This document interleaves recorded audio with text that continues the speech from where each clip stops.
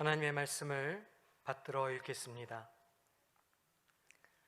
그들이 조반 후에 예수께서 시몬 베드로에게 이르시되 요한의 아들 시몬아 내가 이 사람들보다 나를 더 사랑하느냐 하시니 이르되 주님 그러하나이다.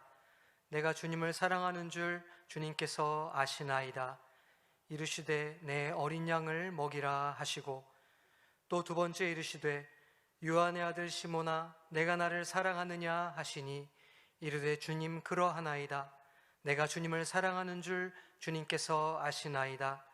이르시되 내 양을 치라 하시고 세 번째 이르시되 요한의 아들 시몬아 내가 나를 사랑하느냐 하시니 주께서 세 번째 내가 나를 사랑하느냐 하심으로 베드로가 근심하여 이르되 주님 모든 것을 아시오매 내가 주님을 사랑하는 줄을 주님께서 아시나이다.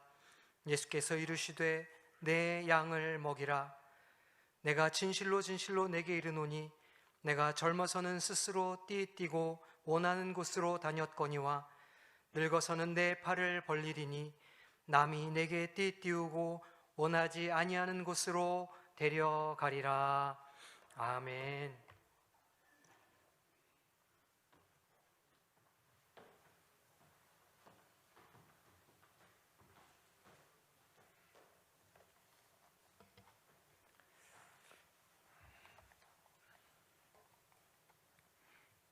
네, 오늘 우리 황성학 지휘자님 찬양 은혜를 많이 받았습니다. 네. 오늘은 어린이 주일로 지키는 주일입니다. 우리 예수님께서 이 제자들을 향해서 어린아이가 내게 오는 것을 용납하고 금하지 말아라 그렇게 말씀하셨죠. 그러면서 하시는 말씀이 하나님 나라가 이런 자의 것이니라.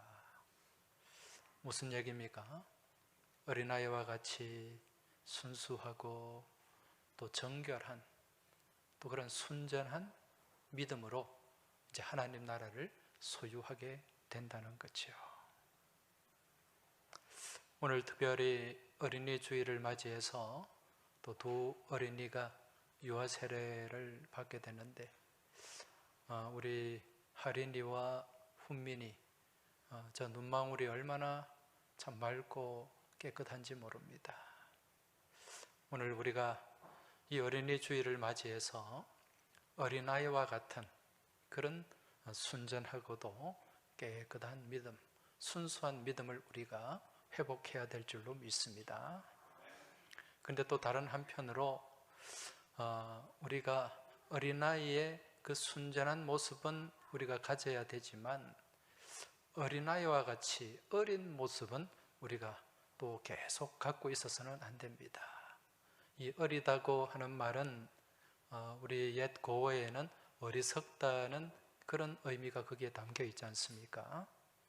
오늘 이 자리에 앉아 계신 우리 최재명 목사님 아들이 최훈민인데 세종대왕이 만든 우리 한글 훈민정음이라고 하지 않습니까?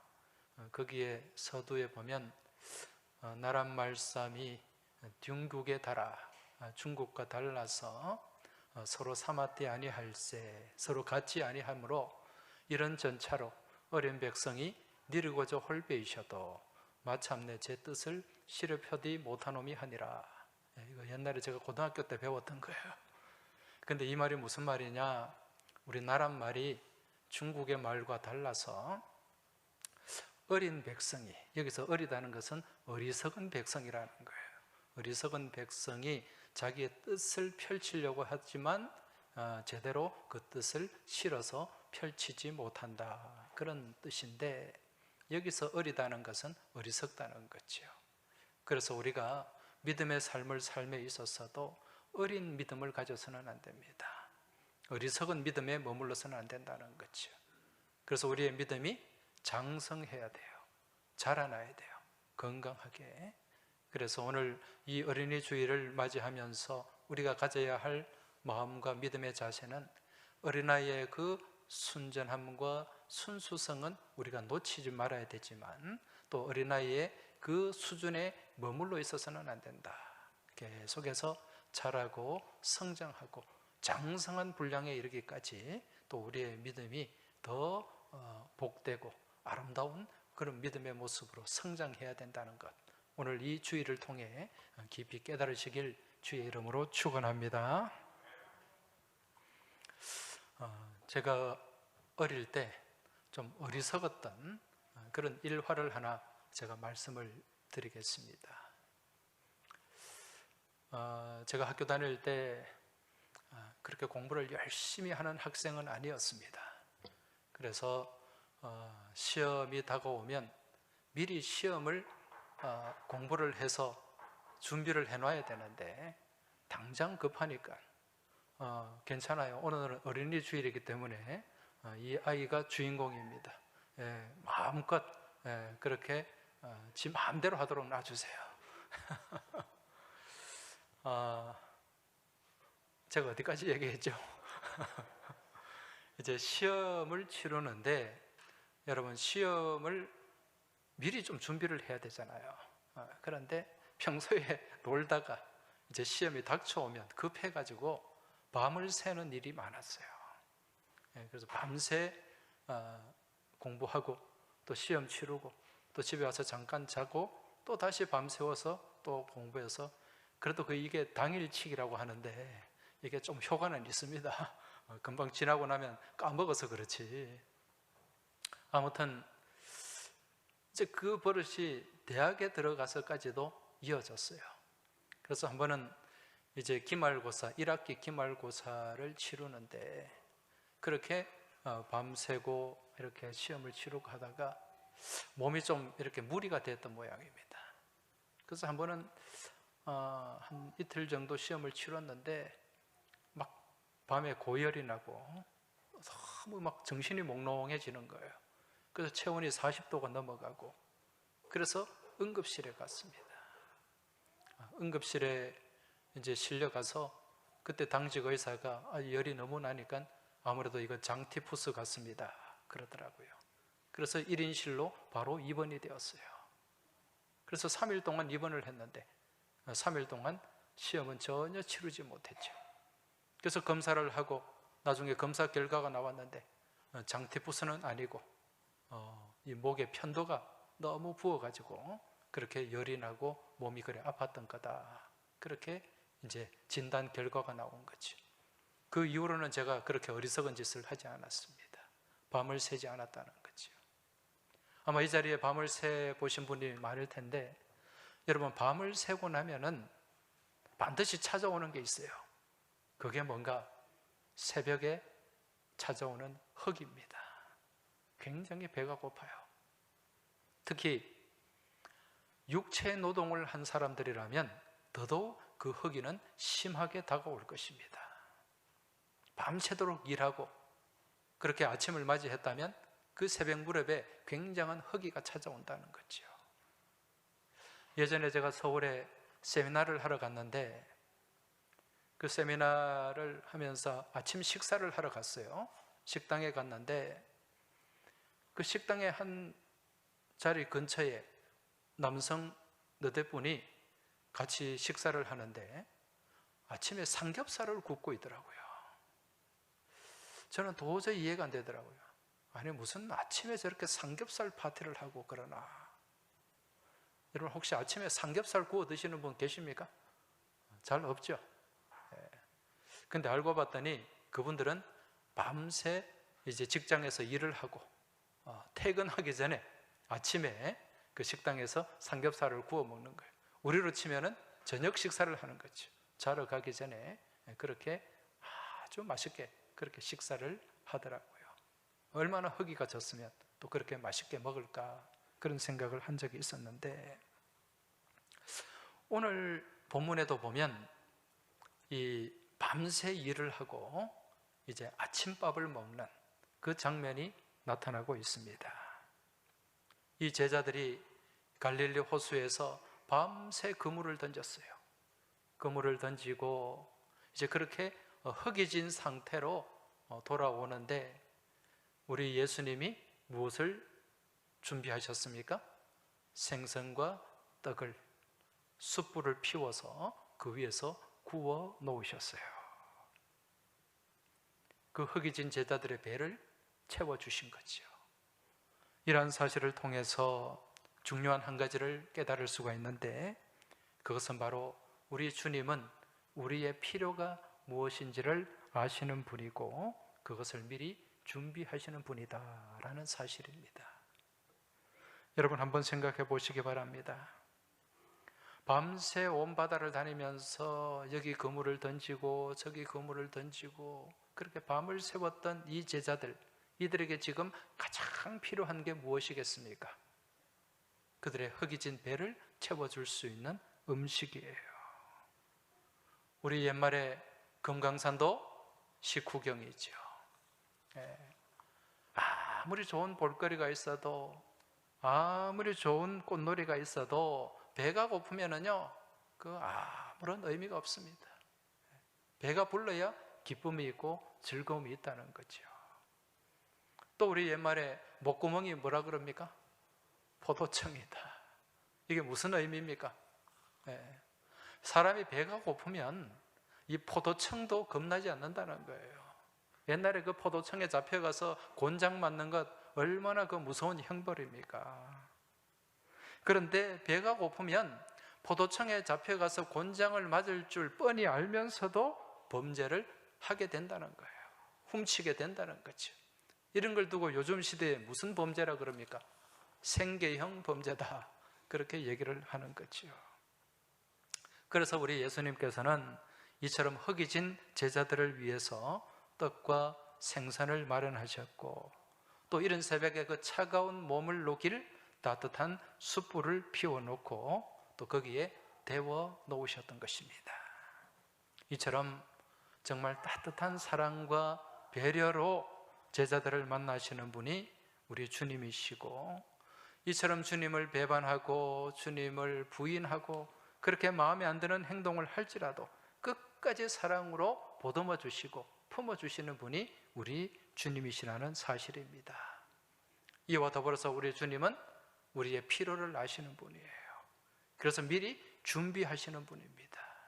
여호와 이레로 우리 삶의 모든 필요를 아시고 챙기시고 준비해 주시고 우리에게 채워주시는 분, 그분이 우리 주님 예수 그리스도인 줄 믿음으로 깨달으시기 바랍니다.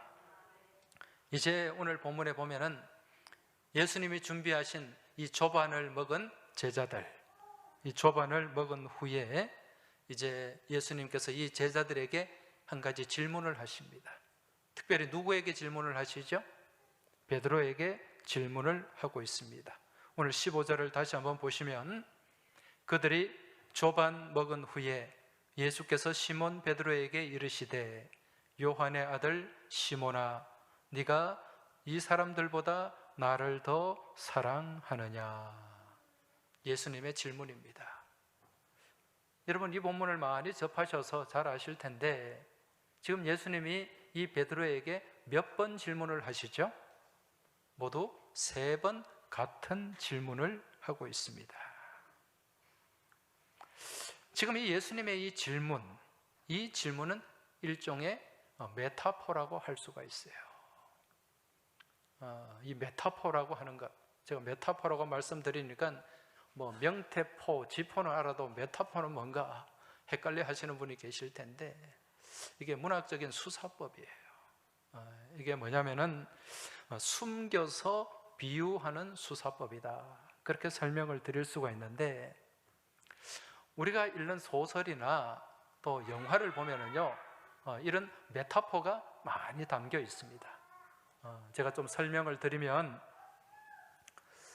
지난 2019년에 프랑스 칸 영화제에서 황금 종려상, 그랑프리라고 할 수가 있겠죠. 황금 종려상을 받은 작품, 그 작품이 우리나라 기생충이라고 하는 영화입니다.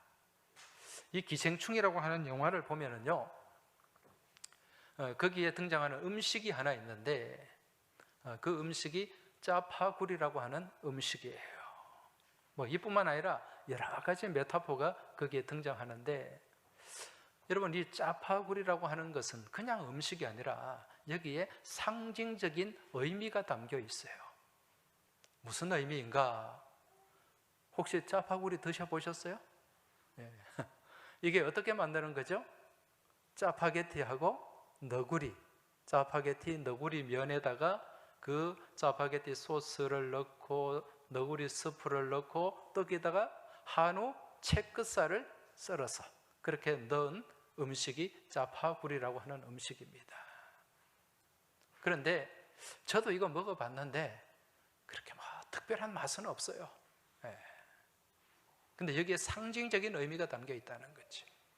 그 기생충이라고 하는 영화, 큰 저택에서 일어나는 사건을 다루고 있는데, 여기서 여러분이 너구리와 짜파게티는 일반 서민들의 음식, 값싸게 먹을 수 있는 음식이죠.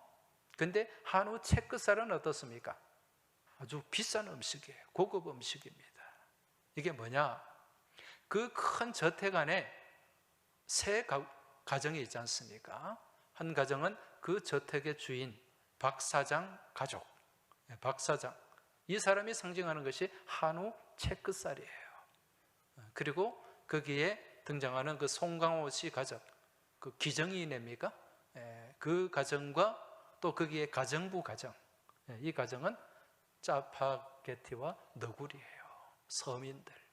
이 조합을 지금 보여주고 있는 거예요. 정말 어울리지 않는 그런 조합이죠. 근데 이게 뭐 대단한 음식인 양 한때 이 짜파구리 음식이 온 나라를 온 나라에 유행하기도 하고, 저 위에 청와대에서도 그것도 잡숫고 그런 일도 있었습니다. 아무튼 이러한 메타포가 오늘 요한복음 21장에도 등장하고 있는데, 그 메타포 중에 하나가 무엇인가? 바로 숯불이라고 하는 것입니다. 숯불. 여러분, 이 예수님과 제자들 사이에서 숯불, 특히 예수님과 베드로 사이에서 이 숯불이라고 하면 무엇이 떠오릅니까? 어떤 사건이 떠올라요? 대제사장, 예수님께서 대제사장 그 부하들에게 잡혀서 그 뜰에서 신문 받을 때, 그때 베드로가 어디에 있었습니까?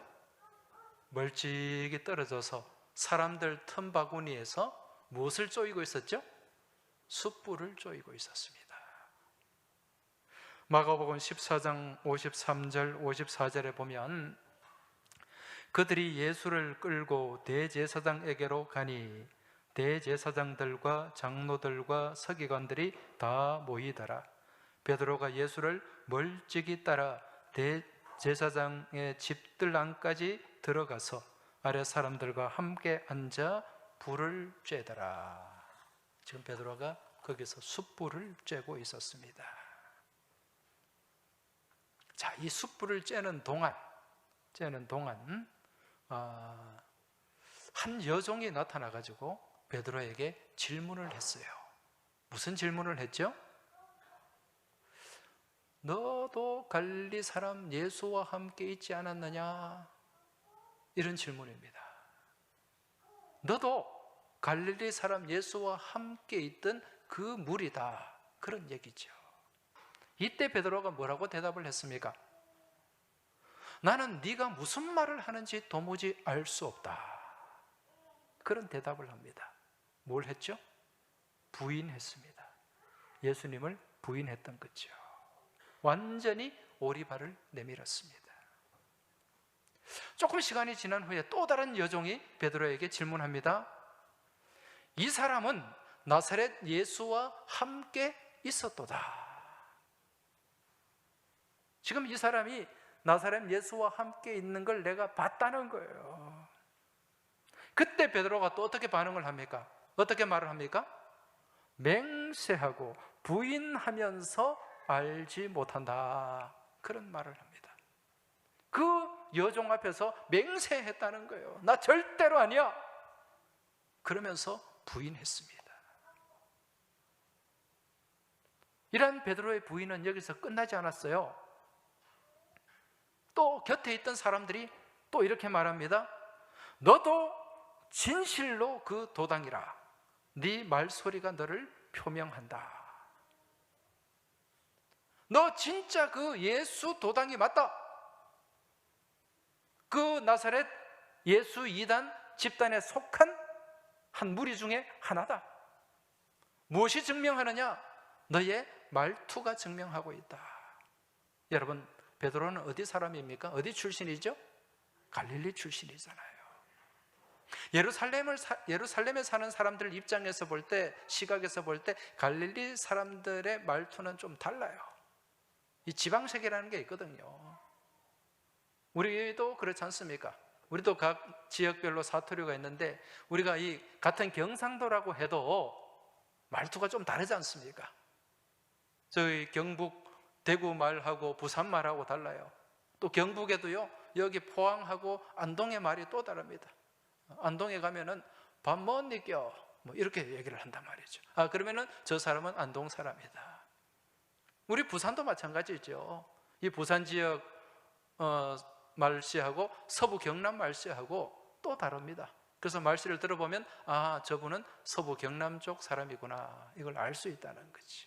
그래서 지금 이들이 베드로의 말씀을 듣고 너 갈릴리 사투리, 갈릴리 어리광에 나오네, 너 그 도당이 맞다, 지금 증거가 잡힌 거죠. 이때 베드로가 어떻게 말합니까? 저주하며 맹세하여 이르되. 여러분, 지금 베드로가 저주를 했대요. 예수님을 저주를 했습니다. 나 그 사람 알지 못해. 절대로 나는 그 사람하고 가까이 있지 않았어. 몇 번 부인했습니까? 3번 부인했죠. 그러면서 그 이후에 닭이 울었습니다. 예수님이 닭 울기 전에 네가 나를 3번 부인하리라, 그 말씀이 그대로 이루어진 것입니다. 지금 오늘 예수님이요, 이 베드로가 3번 부인할 때 쬐고 있었던 숯불을 거기에 피워 놓으셨고, 그리고 이 제자들에게 베드로에게 몇 번 질문을 하셨죠? 3번 질문을 하셨어요. 이게 예수님의 메타포라는 것입니다. 여러분, 예수님이 왜 이렇게 하셨을까요? 예수님이 굉장히 뒤끝이 있는 분이라서? 그건 아니겠죠. 지금 예수님께서 이 말씀 이렇게 하시는 이유는요, 네가 지금 어디서부터 잘못되어 있는가, 이걸 확인시켜 주시기 위함이에요. 지금 예수님과 베드로 사이에 이 꼬이고 꼬인 이 관계의 매듭을 처음부터 풀어나가기 위함이라는 거죠. 그러면서 어디서부터 네가 잘못되어 있는가, 이걸 다시 한번 보여주고 확인시켜 주는 거죠. 그러면서 던지시는 질문이 네가 나를 사랑하느냐. 자, 그때 이런 일이 있었는데 지금 네가 나를 사랑하느냐, 이러한 질문입니다. 이 질문을 예수님께서 3번 던지시는데, 예수님께서 베드로야, 네가 나를 사랑하느냐, 다른 사람들보다 나를 더 사랑하느냐 하는 이 질문에 이 사랑이라고 하는 단어, 무슨 단어로 쓰여졌을까요? 여러분, 성경에 보면 우리말로는 사랑이라는 단어가 사랑 한 단어입니다만은 성경을 기록한 헬라어는 사랑이라는 단어가 여러 개로 사용이 되죠. 그 대표적인 사랑이 우리 예수님의 사랑, 하나님의 사랑, 어떤 사랑입니까? 아가페죠.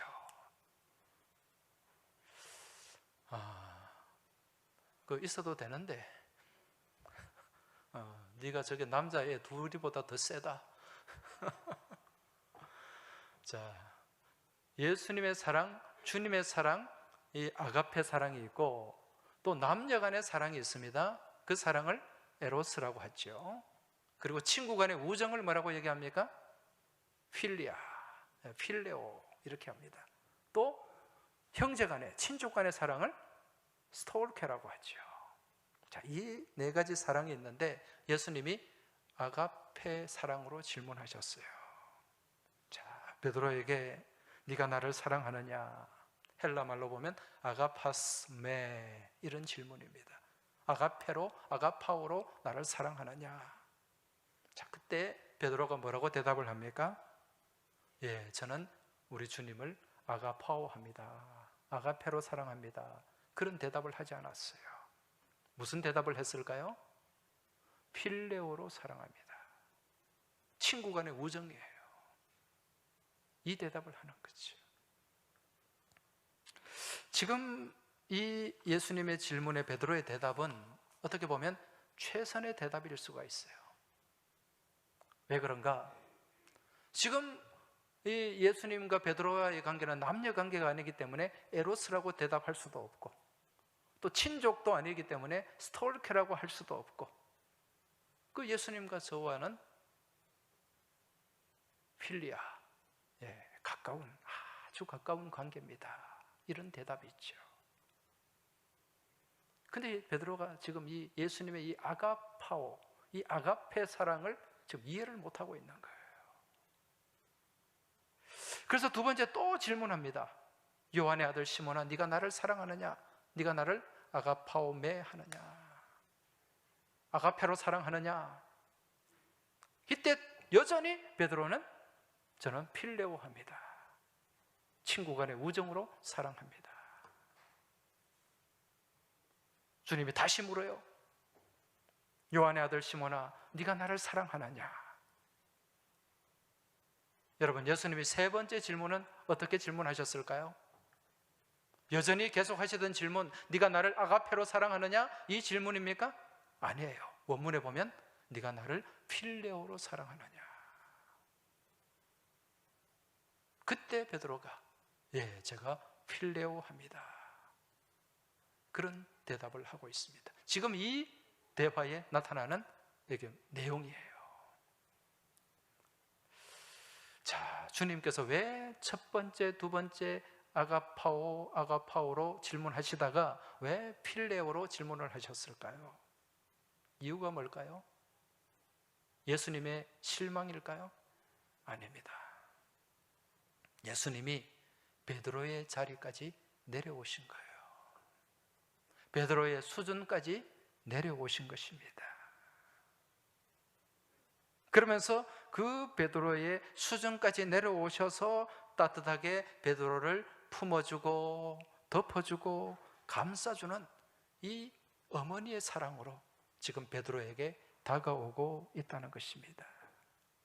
만약에 예수님이 지금 계속 이렇게 반복해서 질문하면서 베드로가 이런 질문을 반복할 때 만약 예수님은 이 베드로를 향한 그런 따뜻한 마음이 없었더라면, 내려오시지 않았더라면 베드로를 심하게 꾸짖었을 거예요. 너 나 3년 동안 따라다니고 내한테 배운 게 있는데 너 이 모양 이 꼴로 이렇게 대답할 수밖에 없느냐? 네 수준이 이것밖에 되지 않느냐? 그렇게 책망하실 수도 있어요.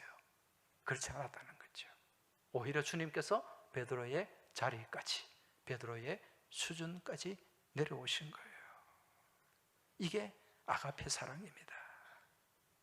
먼저 주님께서 아가페 사랑으로 다가서시고 그 사랑으로 품어 주셨던 거죠.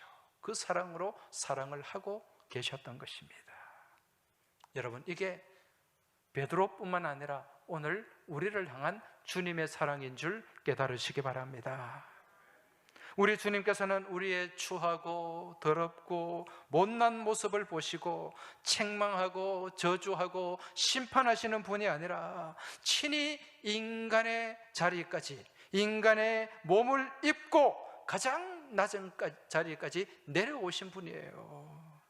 그렇게 내려오셔서 십자가를 지시고 그 십자가 사랑으로 우리를 품어 주셨지 않습니까? 이것이 오늘 우리를 향한 주님의 사랑이요, 오늘 우리는 이 자리에서 그러한 주님의 사랑 가운데 살아가고 있고 그 사랑을 받고 있고 그 사랑의 자리에 머물고 있는 줄 믿으시기 바랍니다. 이제 우리는 이러한 사랑을 받은 자로서 어떤 믿음의 삶을 살아야 되는가? 여러분, 어떤 믿음의 삶을 살아야 될까요? 우리의 믿음이 여전히 어린 믿음에 머물러 있다면 여전히 베드로와 같은 그런 자리, 그런 모습에 머물러 있을 수밖에 없습니다. 그러나 우리의 믿음이 장성한 분량이 되어 자라난다면 우리는 거기에 대해서 뭔가 보답하는 마음, 보답하는 삶의 모습이 있어야 된다는 거죠. 그렇지 않습니까? 지금 이 어린아이들 아직 어리니까 엄마한테 아빠한테 늘 달라고만 얘기합니다. 아빠 배고파요, 아빠 뭐 사줘요, 뭘 달라고 해요. 그런데 저 아이들이 이제 자라나 보세요. 앞으로 장성해 보세요. 그러면은 어떻게 하면 내가 엄마 아빠를 기쁘게 해드릴까? 어린이 주일이 지나고 다음이 어버이 주일인데 내가 어버이 주일날, 어버이날 또 아빠를 위해서, 엄마를 위해서 무엇을 할까? 이게 이 아이가 자랐다는 증거 아닙니까? 뭔가를 보답할 줄 아는, 그 사랑에 보답할 줄 아는 그 모습, 이게 성장한 모습이에요. 오늘 우리의 믿음의 모습도 마찬가지라는 것입니다. 우리의 믿음의 모습도 늘 주님한테 엎드려서 달라 거머리에 두 딸 같은 그런 믿음이 아니라 이제 우리가 믿음의 분량이 자라나고 장성해서 어떻게 하면 주님의 기쁨이 될까? 어떻게 하면 주님께 감사와 영광을 돌려드릴까? 이런 믿음이 우리 안에 있어야 된다는 겁니다. 이런 주님의 사랑에 보답하는 그 믿음의 모습, 그게 바로 사명을 감당하는 믿음의 삶입니다. 주님께서 이제 베드로에게 이 말씀을 하시고 마지막으로 제자들에게 명령하신 게 있습니다. 그 명령이 무엇입니까? 우리는 그 명령을 지상대명이라고 얘기합니다. 지상대명의 뜻이 뭐죠? 이를지 윗상, 그러니까 위에 계신 분이 이르신, 말씀하신 가장 큰 명령, 그 명령이 지상대명입니다. 그 지상대명이 뭡니까? 증인이 되는 거죠. 사도행전 1장 8절에 온 땅, 온 유대와 사마리아와 땅 끝까지 이르러 무엇이 되라고 말씀하셨습니까? 증인이 되라. 오늘 말씀에도 보면은요, 24절에 이 일들을 증언하고 이 일들을 기록한 제자가 이 사람이라 우리는 그의 증언이 참된 줄 아노라, 그런 말씀이 기록되어 있습니다. 여기서 이 증언이라는 말은 헬라 말로 말티레오라는 말인데, 이 말은 마르투스라는 그 단어에서 나온 말이에요. 마르투스라는 말은 증인이라는 뜻이거든요. 증인. 오늘 우리가 증인이 되어야 된다는 거예요. 그래서 복음서에 공통적으로 마지막에 계속해서 등장하는 말씀, 명령이 땅 끝까지 가서 복음을 증거하라는 말씀입니다. 마태복음 28장 19절 20절을 보면 그러므로 너희는 가서 모든 민족으로 제자로 삼아 아버지와 아들과 성령의 이름으로 세례를 베풀고 내가 너희에게 분부한 모든 것을 가르쳐 지키게 하라. 볼지어다 내가 세상 끝날까지 항상 함께 있으리라 하시니라. 할렐루야. 마가복음 16장 15절에 보면 또 이르시되 너희는 온 천하에 다니며 만민에게 복음을 전파하라. 누가복음 24장 47, 48절에 보면 또 그의 이름으로 죄사함을 받게 하는 회개가 예루살렘에서 시작하여 모든 족속에게 전파될 것이 기록되었으니 너희는 이 모든 일의 증인이라. 할렐루야. 증인이 되라는 거예요. 이게 사명을 감당하는 것입니다. 이 전도의 명령, 이 전도의 명령을 받고 전도의 사명을 감당하는 것, 이것이 우리가 감당할 수 있는 최고의 사명이고 가장 우리 주님의 그 십자가 사랑에 보답할 수 있는 최선의 응답임을 깨달으시기 바랍니다. 지금 우리가 이 코로나 시대를 살아가면서 교회가 많은 어려움을 겪고 있죠. 또 더불어서 전도에도 많은 어려움이 있는 것이 사실입니다. 우리가 이 코로나를 핑계대고 얼마나 이 전도의 사명, 이 전도의 명령을 등한시하고 있는지 모릅니다. 이 시대는 전도할 수 없어, 스스로 단정해버립니다. 여러분, 그렇지 않습니다. 지금 이 코로나로 인해 이 시대가 얼마나 어렵습니까? 어려움을 겪는 사람들이 얼마나 많습니까? 그들에게 주님의 사랑이 필요하고 그들에게 이때가 주님의 복음이 필요한 때인 줄 깨달으시기 바랍니다. 그래서 이때가 주님의 사랑을 증거하고 전파해야 될 시기예요. 뭐 세상이 기독교를 좀 이렇게 이상한 시각으로 바라보고 한다고 해서 우리가 몸을 좀 사려야지, 그런 생각하지 마시기 바랍니다. 오히려 이때에 우리는 담대한 믿음의 용기를 가지고 더 복음을 증거하고 전파하고 또 주님의 그 사랑이 세상 가운데 크게 뻗어나갈 수 있도록 우리는 그 도구가 되고 또 그 사명을 담당하는 일꾼이 되어야 될 줄로 믿습니다.